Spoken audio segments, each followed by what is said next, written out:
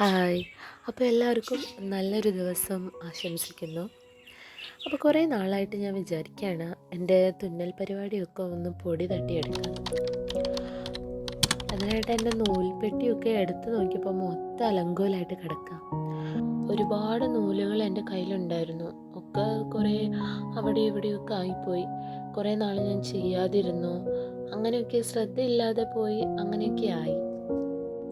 അപ്പോൾ ഞാൻ വിചാരിച്ചു എൻ്റെ പഴയ കുറച്ച് എംബ്രോയ്ഡറികൾ കാണിച്ചു തരാമെന്ന്. ഞാൻ കുറച്ച് ക്ലാസ്സിനൊക്കെ പോയിരുന്നു, പിന്നെ ഓൺലൈൻ ക്ലാസ്സൊക്കെ ചെയ്തിരുന്നു. അപ്പോഴൊക്കെ ചെയ്ത കുറച്ച് വർക്കുകളൊക്കെ എൻ്റെ കയ്യിലുണ്ട്. പിന്നെ എൻ്റെ എംബ്രോയ്ഡറി ജേണി ഒരു ചെറിയ കഥ പോലെ അവതരിപ്പിക്കാമെന്ന് വിചാരിക്കാം.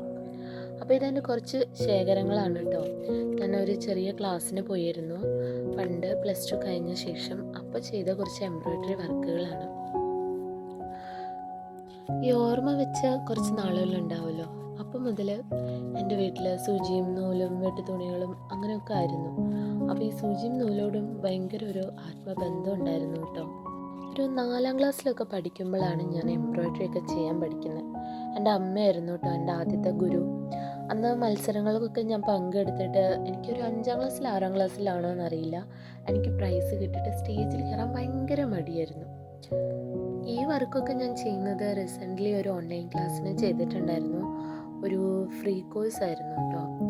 അതിലിങ്ങനെ കുറച്ച് ആത്മാർത്ഥതയോടെ ഞാൻ വർക്ക് ചെയ്തതാണ് ഇതൊക്കെ. എനിക്ക് ഒത്തിരി ഇഷ്ടമായി കേട്ടോ. കുറേ വർക്കുകളുണ്ട്, ഇഷ്ടപ്പെട്ട ഒത്തിരി വർക്കുകൾ അതിലുണ്ടായിരുന്നു. ഇതൊക്കെ ഇങ്ങനെ നിധി പോലെ എടുത്തു വയ്ക്കുന്നത് കണ്ടാൽ തോന്നും ഞാൻ സ്വർണവും വല്ലതാണോ എടുത്തു വയ്ക്കുന്നതെന്ന്. നമ്മളെ ഇഷ്ടത്തോടെ താല്പര്യത്തോടെ ചില കാര്യങ്ങളൊക്കെ ചെയ്യില്ലേ, അതുപോലെയാണ് എനിക്കിതും.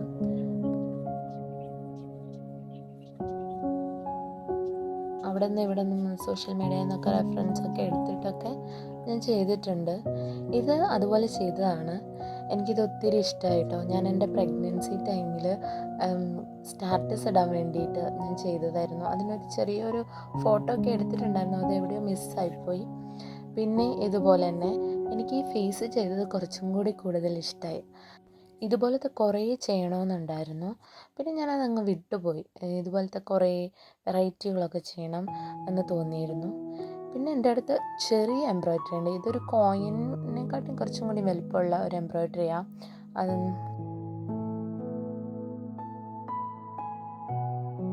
എനിക്ക് ഫ്ലവേഴ്സ് അങ്ങനത്തെ എല്ലാ സാധനങ്ങൾ ചെയ്യുന്നതിനെക്കാട്ടും കൂടുതൽ ഇഷ്ടം ആളുകളുടെ ഫേസ് അങ്ങനെയൊക്കെ ചെയ്യാനായിരുന്നു താല്പര്യം.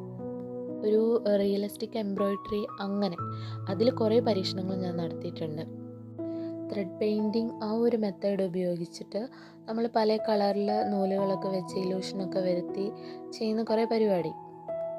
പിന്നെയെന്ന് പറഞ്ഞാൽ പിന്നെ ഞാൻ ചെയ്തത് കുറച്ച് ചെറിയ ചെറിയ സാധനങ്ങളാണ്. ഒരു ബോക്സ് കണ്ടില്ലേ, ഒരു ബോക്സ്. ഇതൊക്കെ എൻ്റെ കയ്യിൽ ഒരു 5-6 വർഷം മുന്നേ ഉള്ള, ഞാനന്ന് ഇൻസ്റ്റഗ്രാമിലൊക്കെ കണ്ട് ഒരുപാട് ആൾക്കാരെ കണ്ട് ചെയ്തതാണ് കേട്ടോ. ഇത് ഒരു ഇയറിങ്സ് ആണ്, ഒരു ബട്ടർഫ്ലൈൻ്റെ ഫെദർ വെച്ചിട്ട് ഇയറിങ്സ് ഞാൻ ചെയ്തതാണ്.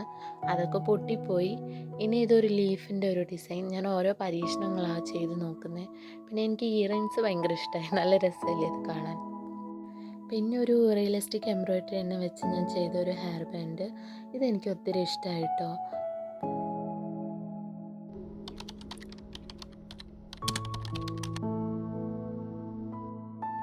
അങ്ങനെ ഞാൻ എംബ്രോയ്ഡറി സ്റ്റാർട്ട് ചെയ്തു.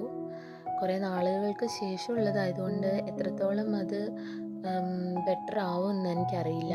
നമ്മളൊരു കാര്യം കുറേ നാൾ പ്രാക്ടീസ് ചെയ്തുകൊണ്ടിരിക്കുമ്പോഴാണ് അതിൻ്റെ ഒരു റിസൾട്ട് നമുക്ക് നല്ല രീതിയിൽ കിട്ടുക. പിന്നെ അത് രണ്ടാമത് നമ്മൾ സ്റ്റാർട്ട് ചെയ്യുമ്പോൾ നമുക്കൊരു ബ്രേക്കൊക്കെ വരുമ്പോൾ അത് സ്റ്റക്കായി പോയ പോലെ തോന്നാറുണ്ട്. അങ്ങനെ ഒട്ടും കോൺഫിഡൻസ് ഇല്ലാതെ ഞാൻ സ്റ്റാർട്ട് ചെയ്ത ഒരു എംബ്രോയ്ഡറി വർക്കാണ് പാരറ്റ്. കുറച്ച് റിയലിസ്റ്റിക് ആക്കാനൊക്കെ നോക്കി ശ്രമിച്ചു. എന്നെക്കൊണ്ട് പറ്റുന്ന പോലെ ഞാനത് ശ്രമിച്ചിട്ടുണ്ടായിരുന്നു. ഇതൊരു 3-4 ദിവസമൊക്കെ എടുത്ത് ഉച്ചയ്ക്കും രാത്രിയും കുറച്ച് ചെയ്താണ് ഞാൻ തീർത്തത്. ഇതിൽ ഞാൻ ബാക്ക് സ്റ്റിച്ചും ലോങ്ങിൻ ഷൂട്ടും ഒക്കെ മിക്സപ്പ് ചെയ്തിട്ടാണ് ഉപയോഗിച്ചിരിക്കുന്നത്. നമുക്ക് കുറേ ഇങ്ങോട്ട് ചെയ്യുമ്പോൾ അതിൻ്റെ ഒരു സ്റ്റൈല് നമുക്ക് മനസ്സിലാവും, എങ്ങനെ ചെയ്യണം എന്നൊക്കെ ഉള്ളത്. പിന്നെ മെയിൻലി നമ്മൾ പെയിൻറ്റിങ് ഒക്കെ ചെയ്യുന്ന പോലെ ലൈറ്റ് ഷെയ്ഡൊക്കെ കൊടുക്കില്ലേ, ആ ഒരു മെത്തേഡ് തന്നെയാണ് ഇതും.